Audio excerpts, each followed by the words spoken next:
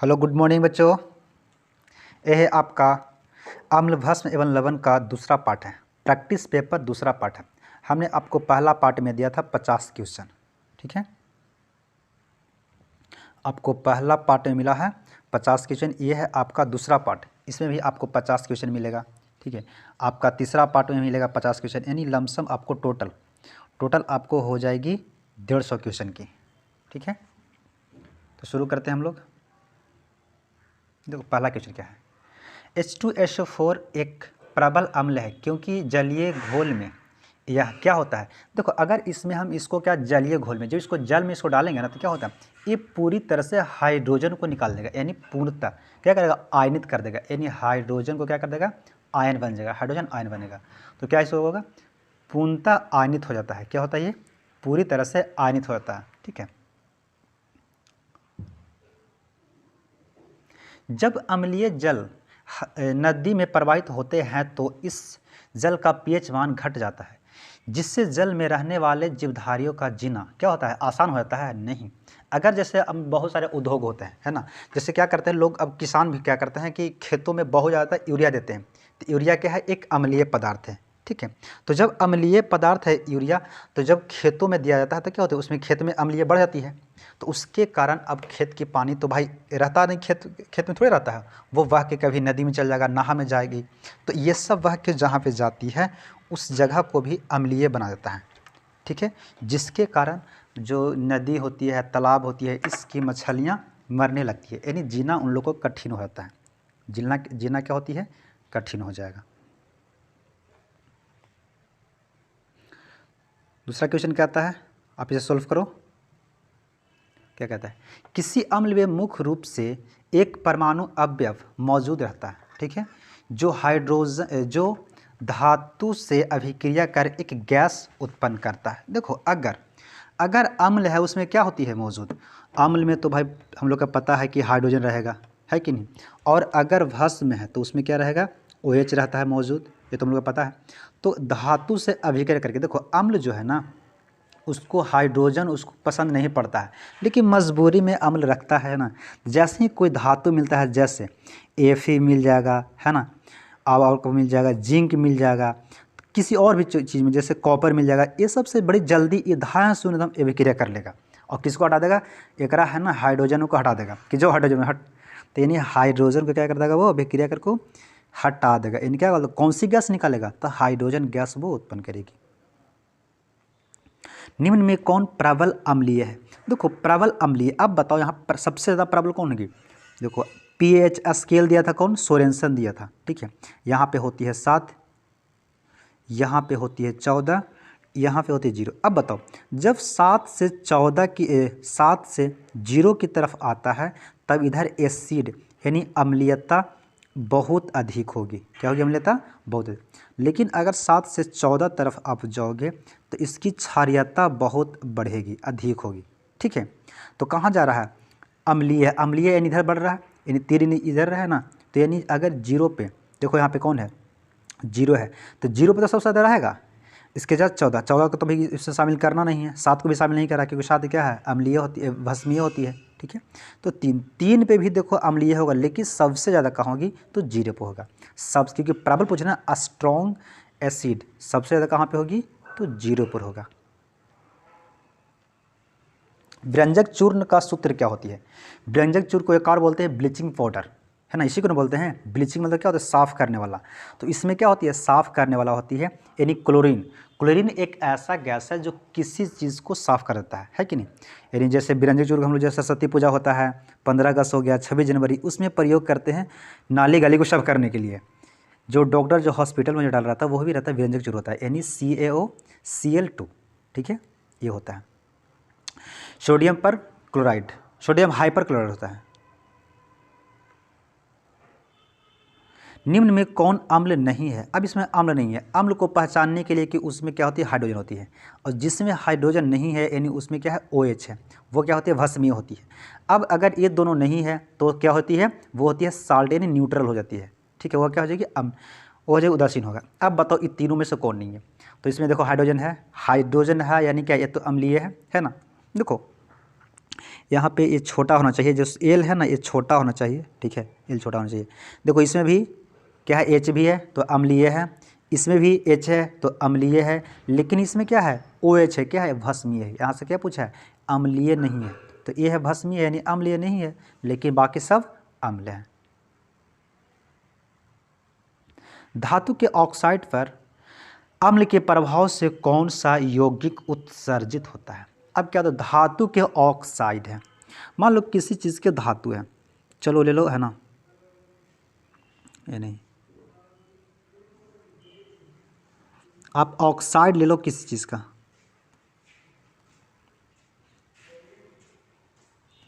ठीक है, चलो FeO है ना, ऑक्साइड है। अब इसमें क्या कर रहे हैं, अम्ल डालेंगे, तो अम्ल डालेंगे तो क्या बनेगा, ये यानी HCl डालेंगे, HCl डालेंगे। अम्ल देखो आप कुछ भी हाइड्रोक्लोरिक अम्ल डाल सकते हो, HCl तो कुछ भी डाल सकते हो, ठीक है, क्योंकि अम्ल की बात किया है। चलो हम इसके अभिक्रिया कराएंगे, तो जब अभिक्रिया कराएंगे तो क्या करेगा कि पता है कि हाइड्रोजन यानी अम्ल है, वो किसी धातु से अभिक्रिया करके उसको क्या करता है, हटा देता है कि किसको हटा देता है, तो हाइड्रोजन को हटा देता है। क्या करता है, हाइड्रोजन को हटा देगा, यानी यहाँ पे क्या निकलेगा, धातु लवण बनाएगा। देखो यहाँ पे Fe है ना, Cl, FeCl यहाँ पे 2 है, FeCl2 प्लस H2O यानी जल बना लेगा। क्या बना लेगा, जल। तो ये क्या होगा, ये होगा लवण, ना तो इसमें देखो H है नहीं है, ना तो इसमें OH है यानी भस्मीय नहीं है, तो क्या होगा, ये धातु का लवण होगी। ऑक्सीजन थोड़ी इसमें, ऑक्सीजन कहाँ से बनाएगा, नहीं, ये तो जल बना लिया। प्रबल अम्ल और दुर्बल क्षार से बने लवण को pH मान क्या होता है, 7 होगा, बिल्कुल न्यूट्रल होगा। यानी प्रबल क्या है, अम्ल है, और प्रबल क्षार है, इससे बने लवण होती है बिल्कुल न्यूट्रल, यानी उसका pH मान होता है 7 होगा।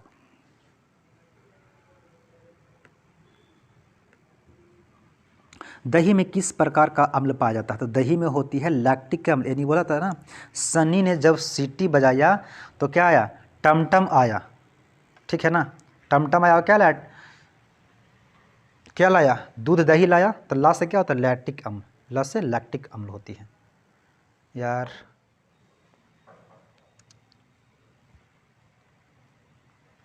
निम्न में कौन अम्लीय है, क्या है, अम्लीय है। अब बताओ अम्लीय क्या है, तो यहाँ पे देखो, ये देखो HCl जो है ना, ये वर्ड गलती लिखा हुआ है, HCl ये होगा, है ना, छोटा l होगा, ठीक है। तो सूसक, सूसक मतलब क्या होता है, सूखा हुआ।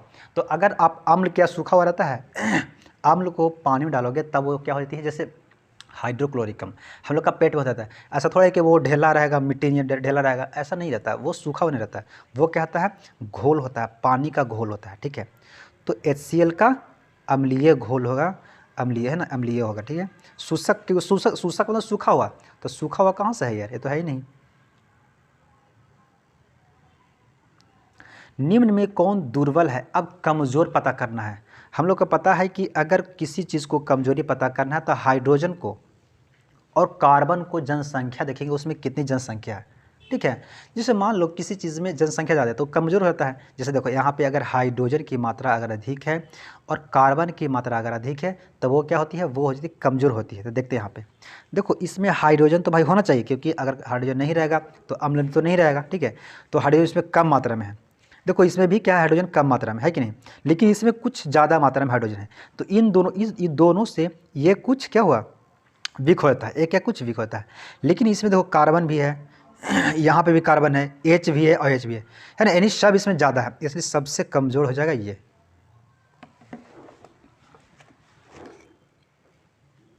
आगे, कुछ ऐसे पदार्थ होते हैं जिनकी गंध अम्लीय या क्षारीय माध्यम में बदल जाते हैं, ऐसे पदार्थ को किस प्रकार का सूचक कहा जाता है। तो गंधीय पदार्थ, क्योंकि क्या गंध दे रहा है ना, क्या कर रहा है, ये गंध दे रहा है, तो सीधा सीधा इसको तो कुछ करना है नहीं, गंधीय सूचक होगा यह। धातु के कार्बोनेट और बाइकार्बोनेट पर अम्ल की अभिक्रिया से कौन सा गैस उत्सर्जित होता है। देखो धातु के कार्बोनेट का क्या होता है, सूत्र होता है देखो Na2CO3 होती है। अब इसके साथ क्या अभिक्रिया करा है, तो अम्ल अभिक्रिया करेगा।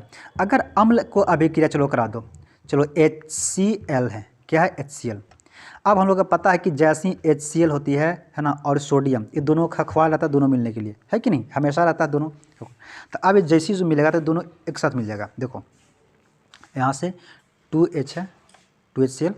अब जैसे ही दोनों कार्य अभिक्रिया करता है क्या बना लेगा, यहाँ से ये बना लेगा सोडियम क्लोराइड, सोडियम क्लोराइड, ठीक है। और क्या बनाएगा, प्लस H2O, H2O बनाएगा प्लस CO2। देखो यहाँ से बराबर है कि नहीं। देखो इधर सोडियम कितना, 2 गो है, क्लोरीन 2 गो, यहाँ पे भी क्लोरीन 2 गो है, सोडियम 2 गो, बराबर यहाँ पे है। अब देखो यहाँ पे कितना है, देखो ऑक्सीजन यहाँ पे 3 गो है, तो यहाँ पे एक ऑक्सीजन यहाँ पे गया, एक ऑक्सीजन यहाँ पे गया, बराबर है कि नहीं। देखो H यहाँ पे एक 1 है, यहाँ पे सॉरी यहाँ पे 2 है, यहाँ पे 2 है, ये बराबर यानी बैलेंस्ड इक्वेशन है। अब इसमें क्या निकाल रहा है, तो ये तो हो गया नमक और ये हो गया जल। तो पूछा है गैस, तो गैस थोड़े जल होता है, पानी का गैस होता है नहीं। तो CO2 क्या होता है, गैस होता है, यानी क्या निकलेगा यहाँ से, तो CO2 निकलेगा। अब बाइकार्बोनेट का भी अब इसका बना के देखते हैं आप लोग का। देखो दिखा देते हैं ना, इस बाइकार्बोनेट का भी अभिक्रिया करवा देते हैं।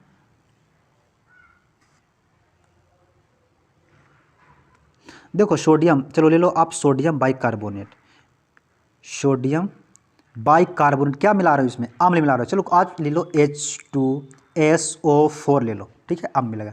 अब ये जब अभिक्रिया करेगा क्या बना लेगा, ये यहाँ बना लेगा सोडियम और SO2 SO4 मिले लेगा, क्या सोडियम SO4 प्लस क्या मिलेगा H2O, इसके पास 2 है यानी H2, यहाँ से वो ले लेगा यानी जल बना देगा।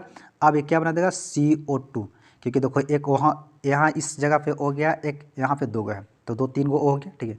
क्या हमेशा बन रहा है, अगर धातु के हम कार्बोनेट ले रहे हैं या सोडियम बाइकार्बोनेट ले रहे हैं, तो वो क्या बना रहा है, वो हमेशा कार्बन डाइऑक्साइड गैस निकाल रहा है। क्या निकाल रहा है, कार्बन। अब कुछ भी लोगे ना तो हमेशा यही निकालेगा गैस, ठीक है। बशर्ते आपकी इक्वेशन सही होना चाहिए, अगर आप गलत कर दोगे तो भाई तो कुछ और बन सकता है। आप चावल में है ना ज़्यादा पानी डाल दोगे तो क्या बन जाएगा, खीर बन जाती है कि नहीं। उसमें नमक डाल दो, चीनी डाल दो तो भाई खीर बन जाएगा। इस तरह से अगर नॉर्मल रहेगा तब ना चावल बनता है। तो क्या कहते हैं, निम्नलिखित में से कौन सा बुझा हुआ चूना है। बुझा हुआ मतलब क्या होते हैं, यानी उसमें पानी डाल दिए हैं तो क्या वो बुझ गया है, ये ना बुझा मतलब। तो बुझा हुआ चूना का हम लोग जो मार्केट से लाते हैं वो चूना होता है CaO होता है, कैल्शियम ऑक्साइड होता है। इसमें क्या डालते हैं, पानी। जब पानी में डालें तो एक खोलेगा, खोलने के बाद क्या होगा, ऐसे भी देखो किसी चीज़ जैसे आग पे आप बानी है ना, गोईठा का बानी है, उस पर आप डाल दो पानी, जल डालोगे तो बुझ जाएगा। तो इसमें भी क्या डाल दिया, पानी डाल दिया। जब पानी डालेंगे तो कुछ देरी बहुत खोलेगा, खोलने के बाद क्या बना लेगा, ये बना लेगा CaOH2 बना लेगा, कैल्शियम हाइड्रोक्साइड, कैल्शियम हाइड्रोक्साइड। इसको बोलते हैं बिना बुझा हुआ चूना, क्योंकि इसी को ना लाए मार्केट से, ये होती है बिना बुझा हुआ चूना। जैसे ही पानी डालेंगे तो वो अभिक्रिया बनाएगा ये कैल्शियम हाइड्रोक्साइड। अभी इसमें पानी हो गया डाल दिए, तो ये होती है बुझा यानी बुझा हुआ चूना। इसे एक और नाम से बोलते हैं कली चूना, इसे बोलते हैं भखरा चूना, इसे क्या बोलते हैं, भखरा चूना। इसी से हम लोग पेंट करते हैं घर को, है ना, या किसी चीज़ को पेंट किया जाता है। यानी बुझा हुआ चूना कौन हुआ, तो CaOH2। ये तो हो गया, जब पेंट करते हैं, जब सूख जाता है तब ये होती है दीवार पे जो सूख जाता है वो ये होती है ना कैल्शियम कार्बोनेट होती है। एक छात्र जांच प्रणाली में लिए गए सोडियम बाइकार्बोनेट के तनु विलयन में सार्वभौम सूचक की कुछ बूंदें मिलाता है, तो निम्नलिखित में से कौन सा रंग दिखेगा। तो यहाँ पे कौन सा रंग दिखा, देखो ये अगर अब करेगा प्रणाली तो ये तो भाई याद करने वाला चीज़ है, ठीक है। आप अगर सोडियम कार्बोनेट में डालोगे तो वो आपको निकालेगा, है ना, पीला रंग निकालेगा। कैसे निकालेगा वो, पीला रंग। इसको तो याद करने वाला चीज़ है ये। लवण, सोडियम बाइकार्बोनेट का जलीय विलयन का pH मान क्या होगा। अब बताओ ये क्या है, ये लवण है, तो लवण का क्या होगा जलीय, इसका क्या है लवण, सोडियम कार्बोनेट, तो इसका pH मान क्या होगा, 7 से अधिक होगा कि 7 होगा, कौन होगा, तो इसका होगा मान 7 होगा, क्योंकि लवण है ना, ये हो जाएगी 7 हो जाएगी।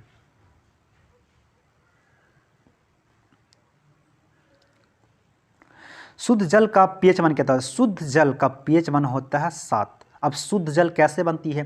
तो शुद्ध जल बनती है जैसे देखो क्या होती है कि हम लोग खाना बनाते हैं, तो खाना बनाते हैं जो भाप बनती है, जैसे मान लो खाना बन रहा है, इसमें एक कढ़ाई है ना, इसमें खाना, इसमें नीचे से आग जा रही है और ये जो धुआं निकलता है इस कढ़ाई में से, यानी जो सब्जी बन रही है तो इसमें से धुआं निकलता है, वो पानी जो होती है वो बिल्कुल शुद्ध होती है, उसकी मात्रा, उसकी पीएच मान होता है 7। लेकिन हम लोग जो पानी पीते हैं वो 7 नहीं, उसके पीएच मान होता है, उसमें करंट आ जाता है, लेकिन इस पानी में करंट नहीं आता है, समझे?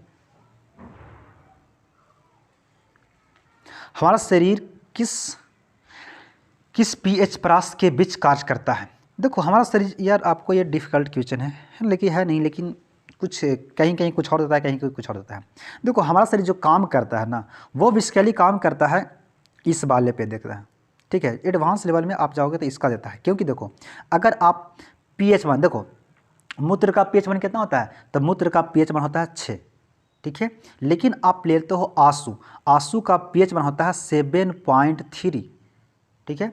और आप रक्त के लिए ले लेते हो तो रक्त का यानी खून का होती है 7.4 होती है, तो होना तो चाहिए भाई इसका किसका 7, यानी 7 से लेकर 7.8 तक होनी चाहिए, लेकिन आपको ऑप्शन में दिया रहेगा ये, ठीक है? आप आंसर आपको ये होगा 6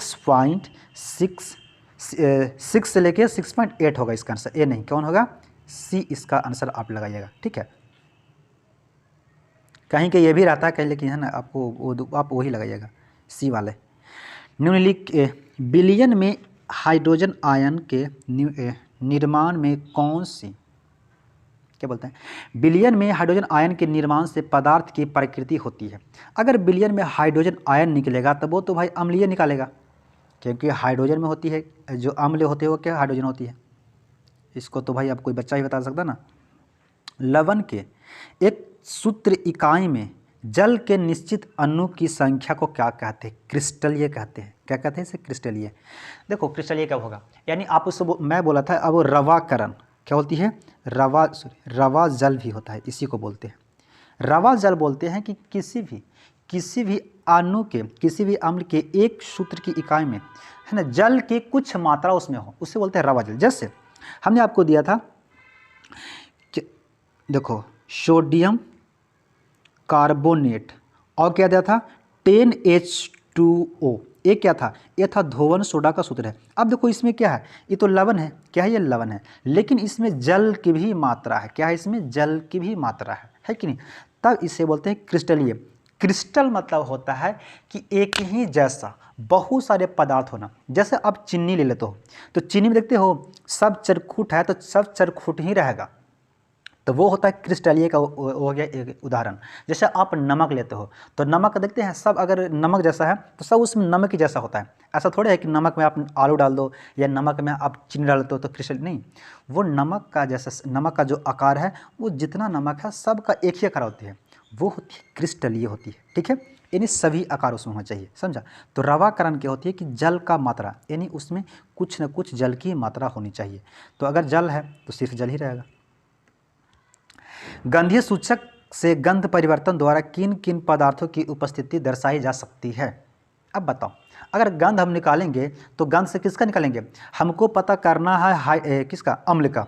तो हमको क्या उसमें देखेंगे कि हाइड्रोजन है कि नहीं है, या तो हमको पता करेंगे खट्टा है कि नहीं। अगर खट्टा है तो वो होगा अम्लीय, अगर इसमें OH रहेगा तो ये होगा क्षारीय, और क्या होगा इसमें होना चाहिए कड़वा। अगर कड़वा लगेगा तो क्या लगेगा? ये क्षारीय लगेगा, ठीक है? इसको सूंघ से आप नहीं, है ना, इसको सुगंध से नहीं पता कर सकते हैं। जैसे आप ले लो करेला, तो करेला का क्या आप सूंघ के बता सकते हो कि ये खट्टा है कि कड़वा है कि क्या है? जब तक आप इसे नहीं चखोगे, जब तक आप इसे नहीं बता सकते हो। उदासीन नमक को भी वही देख सकते हो, नमक या पानी को थोड़े कर सकते हो कि अब सूंघ गंध थोड़े करेगा। यानी इनमें से कोई नहीं इसके लिए है, गंधीय सूचक के लिए कोई नहीं है। चखने के लिए बोलता था तो है ना, चख लेते। क्षारक को जल में घोलने पर क्या मुक्त होती है? क्षार को जब जल में घोलेंगे तो OH देता है। ये तो बहुत बार आया है यार, अब इसको कभी छूट नहीं सकता है। क्या हो गया? NaCl पर तनु सल्फ्यूरिक अम्ल की अभिक्रिया कराने पर कौन सी गैस निकलती है? चलो करा लेते हैं। NaCl है, यहाँ पे निकालते हैं H2SO4। जब अभिक्रिया करेगी देखो क्या बनने लगा, सोडियम सल्फेट बनाएगा। क्या बनाएगा? Sodium sulphate. और क्या बना देगा? H2, यानी देखो यहाँ पे 2 हो जाएगा, है ना, तो यहाँ पे भी क्या होगा? H2 होगा। तो ये क्या बना लेगा? HCl, है ना, HCl क्या बनाएगा? देखो यहाँ पे 2, देखो 2 है ना, H, यहाँ E है, H है यार, H2SO4 था, ये वाला था ना H2, तो यहाँ पे 2H2 और Cl भी देखो 2 है, यानी क्या बनाएगा? यहाँ पे Cl बनाएगा, यानी हाइड्रोक्लोरिक अम्ल निकलेगा। हाइड्रोक्लोरिक गैस, यहाँ पे L होगा छोटा, ठीक है, हाइड्रोक्लोरिक गैस, क्लोरीन नहीं निकलेगा, हाइड्रोक्लोरिक गैस निकलेगा। सार्वत्रिक सूचक शुद्ध जल में कौन सा रंग देता है? अब देखो जल में आप सार्वत्रिक सूचक क्या कैसा देता है? तब वो आपको देगा हरा रंग का। सार्वत्रिक सूचक जल में, शुद्ध जल में कौन सा देता है? तब वो हरा आपको देगा। कठोर जल को मृदा बनाने के लिए सोडियम के किस यौगिक का उपयोग किया जाता है? तो कठोर जल को हम लोग किया जाता है धोबन सोडा को, है ना, मैं आपको लास्ट चैप्टर था ना 7वां पार्ट, उसमें मैं बताता हूँ। धोबन सोडा का क्या सूत्र होता है? सोडियम कार्बोनेट होती है, इसमें क्या होता है? 10 गो जल होता है, इसके साथ में H2O होता है, ये होती है धोबन सोडा, है ना। अब देखो कठोर जल होती है कि जिसे खारा जल बोलते हैं, इसको क्या बोलेंगे? खारा जल। खारा जल को बोलते हैं कठोर जल। तो खारा जल में क्या होती है? कैल्शियम और क्या होती है? मैग्नीशियम, तब जो कि वो खारा बनता है। तो ये जो जाता है ना, इसको साथ अभिक्रिया कर लेगा, यानी कैल्शियम कार्बोनेट बना लेगा और मैग्नीशियम कार्बोनेट बना लेगा। अब जल हो गया न्यूट्रल होगा, तो उसमें जब डालेंगे सोडा जब डालेंगे, धोबन सोडा डालेंगे, तो उसमें बहुत सारा झाग निकलेगा तो क्या होती है? कपड़ा धोने के लिए काम आ जाती है, ठीक है। अब देखो यहाँ पे सोडियम क्लोराइड बोल रहा है, तो सोडियम क्लोराइड किस में? ये तो नमक होती है भाई, सोडियम क्लोराइड जो होती है वो नमक होती है। सोडियम कार्बोनेट ये होगा, धोबन सोडा बोलते हैं। Sodium hydro oxide, sodium hydro oxide ये क्या होती है? ये कौन सी होती है बताओ? सोडियम हाइड्रोक्साइड क्या होती है? ठीक है, तो इसको प्रयोग करते हैं कागज़ बनाने के लिए, साबुन बनाने के लिए, ठीक है, ये तो आएगा नहीं, है ना। सोडियम हाइड्रोजन, इसको क्या बोलते हैं? इसको बोलते हैं खाने की सोडा, ये है खाने की सोडा, तो ये होगा इसका बी आंसर होगा। तांबे के बर्तन में खट्टे पदार्थ क्यों नहीं रखनी चाहिए? देखो तांबा का जो पदार्थ है ना, तांबा जो है वो ऑक्सीजन के साथ अभिक्रिया करके वो क्या बनाता है? वो खट्टा बना देता है, ठीक है, खट्टे पदार्थ बनाता है उसको। तो उसको जब हम करेंगे, जब उसको नींबू से किसी से धोएंगे तो उससे फिर दूर होता है, यानी खट्टे पदार्थ में जल होते हैं, खट्टे पदार्थ के अम्ल होते हैं जो तांबे से अभिक्रिया करके दूषित हो जाते हैं। आपको देखो अगर बड़ा के जैसे कितना लैंग्वेज बहुत बड़ा है, आपको समझ में अगर नहीं आ रहा है कि इसका कौन सा आंसर है, तो आपको हमेशा देखो कम से कम तो 90% तो यार रहता है, चांस रहता है, क्योंकि हमको बहुत इसको यूज़ किए हैं। जितना बड़ा आपको लैंग्वेज लिखा रहेगा ना, वही आंसर रहेगा, समझा। जैसे कितना जैसे लैंग्वेज है, आपको मान लें इस क्वेश्चन का आंसर नहीं पता होता, तो क्या करते? जितना बड़ा लैंग्वेज होता ना, उसको आप टिक कर दो एकदम आँख मूंद के, वो बहुत हद तक वो सही हो जाता है। खाने का सोडा और बेकिंग सोडा किस विधि से बनाया जाता है? तो खाने का सोडा में हम लोग अमोनिया सोडा विधि का प्रयोग करते हैं, ठीक है, अमोनिया सोडा विधि का, तब जगह हम लोग का मिलता है वो। सोडियम हाइड्रो ऑक्साइड, यहाँ पे कॉमा है भाई, यहाँ पे जगह पे कॉमा है। सोडियम हाइड्रोक्साइड और कैल्शियम हाइड्रोक्साइड विलयन में विद्युत धारा के प्रवाह से कौन सी आयन मुक्त होगी? तो अगर आप इसमें डालोगे, देखो सोडियम हाइड्रो ऑक्साइड में आप डाल रहे हो, सोडियम हाइड्रो ऑक्साइड में क्या आप डाल रहे हो? उसमें डालोगे करंट। जब करंट डालोगे तो हमको बताया था कि एक जब इसमें जो है करंट है, तो एक होती है कैथोड और एक होती है एनोड। तो एनोड जो होती है वो होती है माइनस, और कैथोड होती है, सॉरी एनोड होती है माइनस, और कैथोड होती है प्लस होती है। क्या होती है? सॉरी मैं क्या बोल रहा हूँ, एनोड होती है वो होती है प्लस, और कैथोड होती है माइनस। अब यहाँ पे सोडियम देखो होती है प्लस और ये होता है माइनस, निकालता है, ठीक है। अब जब भी मिलेगा तो सोडियम जाके किससे मिलेगा? प्लस वाला के साथ मिलेगा, और OH किसके साथ मिलेगा? प्लस वाला के साथ, यानी E मिलेगा माइनस वाला के साथ और E मिलेगा प्लस वाला के साथ, ठीक है। तब दोनों अलग हो जाते हैं, कौन अलग होगा? यानी OH इसमें अलग हो जाता है, यानी क्या कौन से निकलेगा? तो OH यहाँ से अलग होगी, क्योंकि इसमें भी OH है, इसमें भी OH है, तो OH नहीं निकलेगा। तनु HCl, यहाँ पे HCl है, तनु HCl से होकर विद्युत धारा प्रवाहित होने पर कौन सा निकलेगा? तो यहाँ पे देखो अब H निकालेगा, इस बार निकालेगा हाइड्रोजन आयन निकालेगा। क्या जल की अनुपस्थिति में हाइड्रोक्लोरिक HCl उत्पन्न कर सकता है? नहीं। जब भी अगर हम जल, क्योंकि जल रहेगा तब नहीं इसमें करंट डालेंगे। आप इसमें खाली गिलास है, चलो खाली बाल्टी है, कुछ नहीं है, आप इसमें डाल दोगे, क्योंकि HCl तो सूखा हुआ होता नहीं, तो वो बिल्कुल जलीय विलयन होता है। जब जलीय विलयन होगा तो उसमें पानी तो रहेगा ही, तो कहाँ से रहेगा? इसमें सूखा कहीं बोल ही ना रहा है, यानी ये अभिक्रिया नहीं होगा, यानी नहीं हो सकती है। दांत का मसूड़ा किस पदार्थ का बना होता है जो काफ़ी कठोर होता है? दांत का मसूड़ा जो बनाता है वो बना होता है फास्फेट का। किसका बनाता है? कैल्शियम फास्फेट का।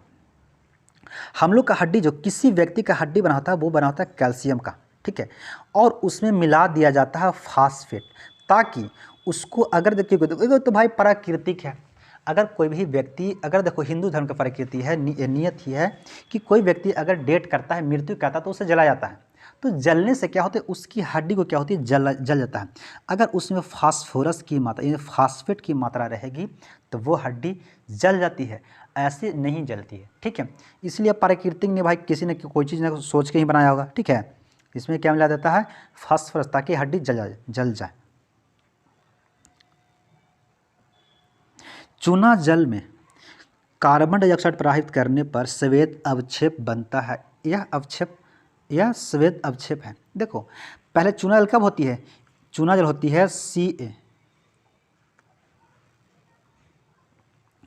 चूना जल होता है CaOH2 होती है। इसमें अगर आप CO2 अगर प्रवाहित करोगे तो ये बना लेगा CaCO3 प्लस H2O। तो जल तो देखो इसी को ना रंगते हैं हम लोग, क्या करते हैं? इसको हम लोग कलर करते हैं, पेंट करते हैं। जब पेंट करने के बाद कुछ देर के बाद देखते हैं कि चूना सूख जाता है। सूखने के बाद क्या बनाता है? वो कैल्शियम कार्बोनेट बनाता है, और पानी उसमें रहेगा तो पानी तो सूख जाता है, तो यही बनता है कैल्शियम कार्बोनेट। इसी किसका सूत्र है? संगमरमर का सूत्र यही है, ठीक है। यानी क्या बनाएगा? वो कैल्शियम कार्बोनेट का अवक्षेप होगा, कैल्शियम कार्बोनेट का अवक्षेप बनाएगा। नेटल एक शाकीय पादप पदार्थ है।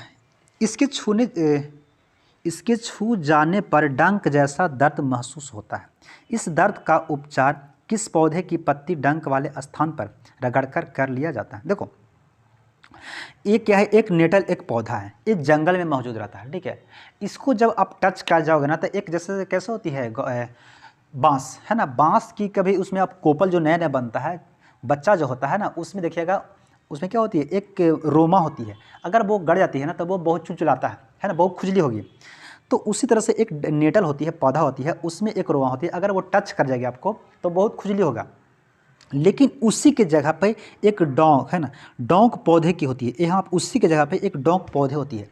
अगर उसका पत्ती तोड़ के आप अपने शरीर पर रगड़ दोगे तो इसकी डंक यानी दर्द इसका कम आपको हो जाएगा, ठीक है। ये दर्द आपको नहीं देने लगेगा। तो देखो क्योंकि प्राकृतिक है कि जहाँ पे अगर किसी चीज़ का अंत तो है ज़रूरी है, तो ये अपने आप में बहुत काबिल बनता है ना। तो इसे भी कोई शांत करने के लिए कौन होता है? तो यहाँ पे डोंक होती है ना, ये होती है डोंक की पौधे होती है। सोडियम कार्बोनेट एवं सोडियम बाइकार्बोनेट पर सोडियम हाइड्रोक्लोरिक अम्ल की अभिक्रिया से कौन सी गैस निकलेगा? देखो मैं पहले भी आपको बताया था, इसको बना लो आप। सोडियम कार्बोनेट है, ठीक है, इस पे क्या हम बना रहे हैं? तो हाइड्रोक्लोरिक अम्ल निकाल रहे हैं, यानी HCl इस पे हम डाल रहे हैं। तो क्या निकालेगा? देखो पता है कि ये सोडियम है, ये क्लोरीन को खोजता है, कहीं भी जाएगा दूर से अगर देख लेगा ना, जैसे रास्ते क्या कर लेगा? मिल जाएगा। तो देखो इसको क्या मिल जाएगा? सोडियम क्लोरीन तो बन जाएगा, ठीक है। अब क्या बनेगा? यहाँ से देखो ये दो था, ये दो था, ठीक है। तो इसके साथ बना लेता है जल, यानी H2O। यहाँ से एगो O लेके और यहाँ से H है दो, तो जल बन गया। अब क्या बच गया? देखो यहाँ पे 3 गो था O, तो 2 गो O बच जाता है, यानी CO2 बन जाती है। तो क्या निकालेगा यहाँ से? कार्बन डाइऑक्साइड निकालेगा। क्या निकालेगा? क्योंकि HCl तो नमक होती है, ये होती है जल, तो जल गैस नहीं ना होती है, लेकिन गैस यहाँ पूछ रहा है, क्या पूछ रहा है? गैस। तो CO2 गैस होता है, ओके। आप इसको भी जब कीजिएगा तो यही आपको आएगा, आप कर लीजिएगा। सोडियम हाइड्रोक्साइड के विलयन के साथ जिंक को मिलाकर गर्म करने पर कौन सी गैस निकालेगा। अब इसको भी कर लेते हैं। देखो सोडियम हाइड्रो ऑक्साइड है, सोडियम हाइड्रो ऑक्साइड के साथ आप ले लो जिंक, है ना, जिंक ले लो।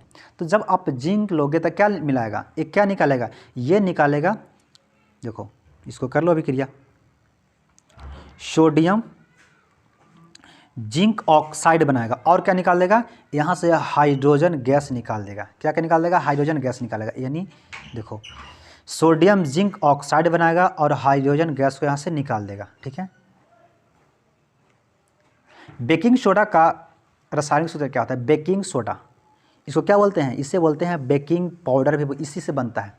बेकिंग सोडा का हम लोग प्रयोग करते हैं, जैसे कोई शराब पीता है ना, बेबड़ा लोग है ना, शराबी इसको प्रयोग करता है, सीबीएसई वाला इसको प्रयोग करता है, देहात वाला तो आदमी थोड़ा इसको कर है ना, देहात वाला आदमी तो भाई पानी मिलाता है दारू में तब इसको यूज करता है। लेकिन जो बहुत बड़े लोग होते हैं ना, पैसे वाले, उन लोग बेकिंग सोडा का प्रयोग करते हैं शराब पीने में। ठीक है। तो जैसे हो गया दही, है ना, नींबू, ये सब हम लोग बेकिंग सोडा का प्रयोग करते हैं। बेकिंग पाउडर यानी खाने वाला सोडा, उसका प्रयोग हम लोग करते हैं किसी चीज़ को खास्ता बनाने के लिए, जैसे टिकरी हो गया, है ना, ठेकुआ होती है देहात में बनता है, उस सब के लिए खास्ता बनाने के लिए, यानी मुलायम बनाने के लिए बेकिंग पाउडर का प्रयोग किया जाता है। इसका फॉर्मूला होता है NaHCO3, NaHCO3 होता है, सोडियम बाई कार्बोनेट होता है इसका फॉर्मूला। क्या होती है, सोडियम बाई कार्बोनेट। संगमरमर का सूत्र अभी मैं जस्ट पीछे बताया था, सोडियम कार्बोनेट होती है, संगमरमर का सूत्र होती है। यही जब सूखती है ना, दीवार को जब पेंट करते हैं, जब सूख जाती है तो यही चमक देती है, संगमरमर।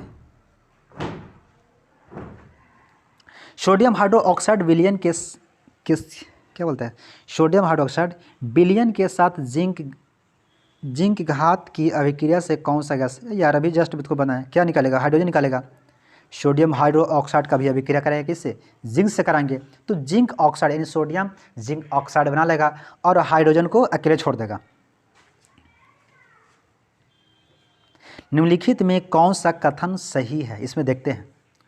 धातु के ऑक्साइड अम्लीय होते हैं। देखो धातु के ऑक्साइड जैसे ले लो FeO, ठीक है, तो ये क्या होता है। अब देखो कैल्शियम ऑक्साइड, ये क्या होता है, ये धातु के ऑक्साइड अम्लीय नहीं होते। देखो अम्ल कब होती है, अगर O यानी ऑक्सीजन की मात्रा 2 या 2 से अगर अधिक है तो वो क्या होती है, अम्लीय। ध्यान से सुनना कि अगर ऑक्सीजन की मात्रा 1 या 2 से यानी 2 या 2 से अगर अधिक रहेगी तो होगी अम्ल होगा, या तो अगर उसमें हाइड्रोजन रहेगी तब क्या होगा, वो अम्ल होगा। ओके। लेकिन अगर ऑक्सीजन की मात्रा 1 से कम रहेगी तो वो होगी भस्मीय। क्या होगी, भस्मीय। तो इसमें देखो कितने हो गया, ऑक्सीजन की मात्रा 1 है, इसमें भी 1 है, इसको बोलते हैं धातु के ऑक्साइड बोलते हैं। क्या ये धातु के ऑक्साइड है, तो ये ऑक्साइड है, धातु के ऑक्साइड। तो धातु ऑक्साइड क्या होती है, भस्मीय होता है। धातु के ऑक्साइड हमेशा भस्मीय होता है, तो ये तो भाई गलत हो गया। अधातु के ऑक्साइड क्षारीय होता है, बिल्कुल राइट, क्योंकि देखो अधातु, ये आपको जो मैं दिया गलत है ना, लेकिन देखो कैल्शियम ऑक्साइड होती है, अब क्या होती है, सोडियम। अधातु के ऑक्साइड क्षारीय होती है। देखो एक क्या है, सल्फर ऑक्साइड, ठीक है, तो सल्फर ऑक्साइड, तो ये क्या, सल्फर डाइऑक्साइड, ये क्या होती है, ये होती है अम्ल हो गया, है ना। लेकिन देखो कार्बन डाइऑक्साइड, इसमें 2 है, एक क्या है, ये भी अधातु, तो धातु तो क्या हो गया, ये हो गया अम्ल हो गया। ठीक है। तो क्या पूछ रहा है आपको, धातु के ऑक्साइड भस्मीय होता है, धातु का ऑक्साइड क्या होगा, भस्मीय, क्योंकि कैल्शियम ऑक्साइड भस्म होगा। ठीक है। CO2 क्या होगा, क्योंकि ये है अधातु, ये है अधातु, ये सब अधातु, जैसे NO2 ये सब है अधातु, तो इसकी ऑक्साइड होती है अम्लीय। तो क्या आपसे पूछा है कि कौन सी सही है, यानी धातु के ऑक्साइड होती है भस्मीय। हल्दी लिटमस पत्र यदि आदि किस प्रकार का सूचक है, हल्दी लिटमस पत्र ये सब तो संश्लेषित है नहीं, कोई व्यक्ति तो बनाया है नहीं, तो क्या इन लोग खुद से बना है, यानी प्राकृतिक इन्हीं से खुद बनाया है, यानी ये नेचुरली है। ठीक है। अपच का उपचार करने के लिए निम्नलिखित में से किस औषधि का उपयोग करते हैं। एंटीबायोटिक जब किसी को कोई बीमारी होती है ना, तब वहाँ पे दिया जाता है ताकि वो, है ना, एंटीबायोटिक रिएक्शन न करे। ठीक है। जैसे चेचक हो गया, उसमें एंटीबायोटिक का प्रयोग किया जाता है। ठीक है। एनाल्जेसिक, ये तो भाई अलग कोई चीज़ें हैं। एंटीसिड एंटीसिड का हम लोग प्रयोग करते हैं जब किसी का पेट खराब होता है ना, जब खाना ज़्यादा खा लेता है तो गैस्ट्रिक जब होता है तो एंटीसाइड उसको देते हैं। ठीक है, उस रूप में किसका प्रयोग करते हैं, तो सोडियम बाइकार्बोनेट का प्रयोग करते हैं। सोडियम बाइकार्बोनेट का प्रयोग करते हैं। इससे एक और होती है जिसे बोलते हैं खाने वाला सोडा। एक और होता है मैग्नीशियम हाइड्रो ऑक्साइड। एक क्या होती है, मिल्क ऑफ मैग्नीशिया, जिसे हम लोग बोलते हैं इनो बोलते हैं। ठीक है, मिल्क ऑफ मैग्नीशियम क्या बोलते हैं, इनो होता है। तो एंटीसिड के रूप में प्रयोग करते हैं उसको। धोने के सोडा का उपयोग निम्नलिखित में से किसमें किया जाता है। धोने का सोडा क्या करेंगे, कागज़ एवं साबुन का बनाने में, कागज़ और साबुन को बनाने में किया जाता है धोने के लिए सोडा। ठीक है, दीवार को चिकना करने के लिए इसको प्रयोग नहीं करते, दीवार को चिकना करने के लिए करते हैं सोडियम मतलब कैल्शियम हाइड्रोक्साइड का प्रयोग करेंगे, चूना जल को प्रयोग करते हैं। खिलौना बनाने के लिए अलग है ना चीज़, उसका प्रयोग करते हैं। कीटनाशक के लिए करते हैं सोडियम बेकिंग सोडा है ना, बेकिंग सोडा का प्रयोग करते हैं। ब्लीचिंग पाउडर का कैल्शियम हाइपोक्लोराइड। निम्नलिखित में किस में रवा जल होता है। रवा जल होता है कि वैसा अम्ल, वैसा लवण जिसमें निश्चित मात्रा में जल की मात्रा हो, निश्चित अनुपात में जल की मात्रा यानी कुछ न कुछ जल हो। तो बुझा हुआ चूना होता है कैल्शियम हाइड्रोक्साइड। ठीक है, कैल्शियम हाइड्रोक्साइड, इसमें जल की मात्रा है ही नहीं। ठीक है, इसमें जल मिला हुआ है, लेकिन प्लास्टर ऑफ पेरिस का उस फॉर्मूला होता है, देखो कैल्शियम, प्लास्टर ऑफ पेरिस का कैल्शियम CO3 है ना,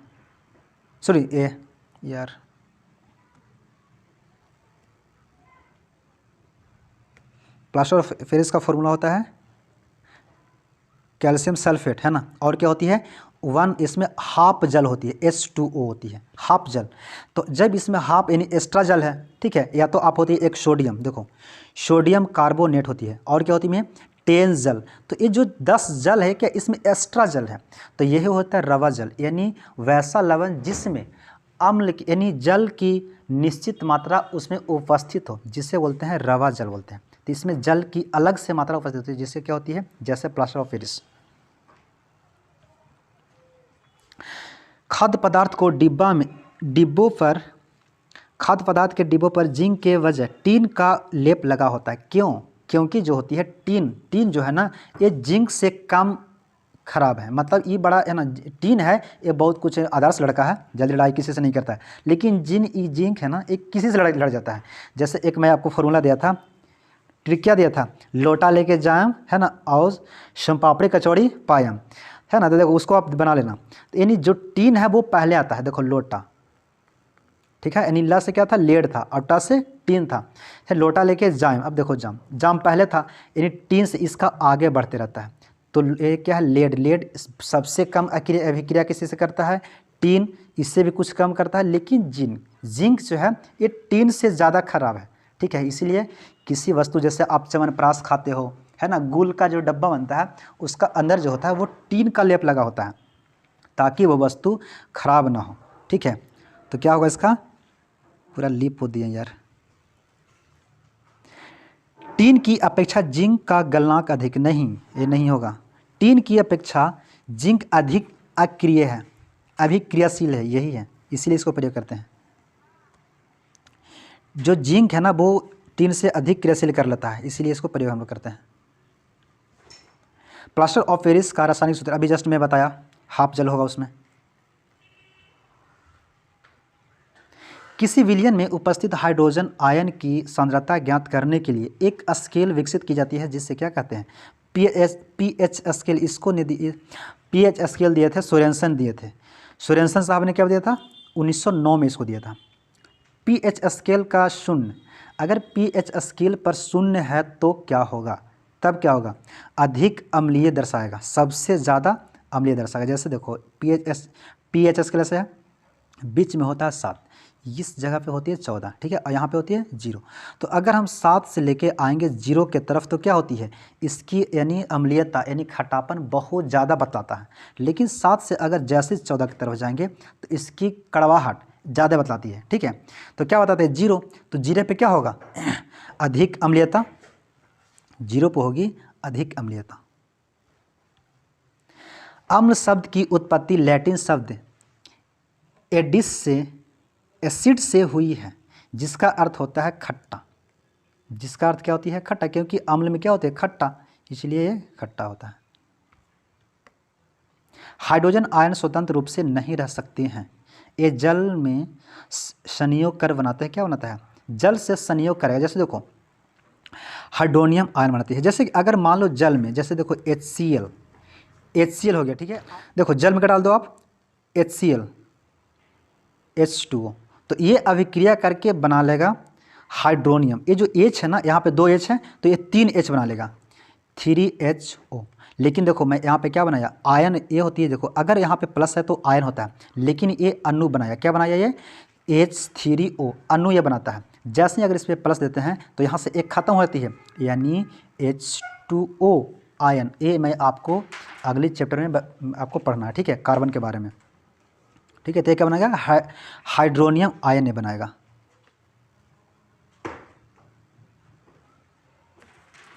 हल्दी का रस घरेलू सूचक है। हल्दी का रस घरेलू सूचक है जिसका रंग पीला होता है। यह सूचक, इस सूचक से किस विलयन की पहचान की जा सकती है। जैसे देखो हल्दी का रंग होता है ये पीला, ठीक है। तो अगर मान लें आपकी कपड़ा में हल्दी का रंग लग गया, तो जब उसे साबुन से आप धोगे तो वो साबुन कैसा होता है, साबुन होती है क्षारीय, साबुन होती है क्षारीय, भस्मीय होती है। तो जब आप साबुन से धोते हैं तो वो कैसा बनाता है, वो लाल कर देता है। क्या करता है, वो लाल। लेकिन जैसे ही हम लोग पानी से धोते हैं तो पानी में क्या होती है, उदासीन होती है। तो फिर उसे पानी से बहुत रगड़ेंगे तो वो फिर कैसा होती है, साफ होती है, या तो फिर उसे क्या कर देगा, पुनः पीला कर देगा, पुनः क्या कर देगा, उसे पीला कर देगा। तो क्या पूछा कि हल्दी का रस घरेलू सूचक क्या है, घरेलू सूचक है जिसका रंग पीला होता है, तो वो पुनः पीला कर देगा। कौन कर देगा, तो उदासीन कर देगा, जो कि पानी कर देता है, पुनः उसे पीला कर देगा, या तो बिल्कुल उसे साफ कर देगा, ठीक है। साबुन जो होता है वो होती है क्षारीय होती है, ठीक है। बस आज के लिए इतना ही था, है ना। आज ये आपको 100 क्वेश्चन पूरा हुआ, ठीक है। अगले आपको पार्ट में मिलेगा 50 क्वेश्चन, जो कि मैं आपको बोला हूँ, है ना, कि जैसे ही आपको चैप्टर खत्म होगी 150 प्लस क्वेश्चन मिलने वाला है प्रैक्टिस के लिए, ठीक है। आप अगर इतना पूरा कर लेते हो भाई, तो है ना आपको 2023 का बोर्ड परीक्षा में ना अच्छे रंक आप ला सकते हो। So thank you, bye.